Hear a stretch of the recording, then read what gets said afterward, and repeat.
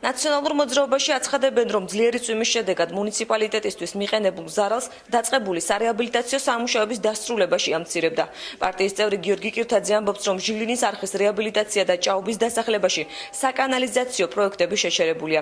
იგი ბიძინა ივანიშვილს მიმართავს და მოქალაქეების დახმარებისკენ მოუწოდებს. პარტიის ოფისში გამართულ ბრიფინგზე განაცხადეს, რომ თვითმმართველობაში სტიქიის საკითხების შემსწავლელი კომისია არ არის შექმნილი, შესაბამისად მერიას ჯერ არ აქვს დათვლილი ზარალი, ასევე არ ფლობენ ინფორმაციას დაზარალებული ოჯახების შესახებ.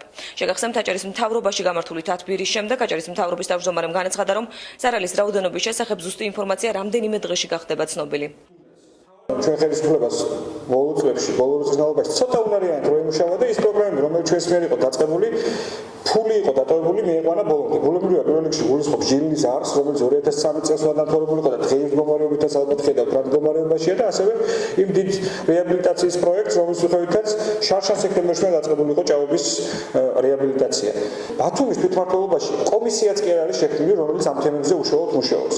შევთავაზო ბატონ ბიძინასაც, რომ მართალია არ არის არჩევნები, ეხლა მას არ უწევს არანაირი არჩევნები, მაგრამ იქნება თავისი მრავალმილიარდიანი ფონდებიდან ბათუმელი ოჯახებისთვისაც გამოყოს თანხა და აუნაზღაუროს ის ზიანი, რაც ბათუმელებს ძირითადში მიადგათ ჩვენი მთავრობის უნიათობისა და უმოქმედობის გამო.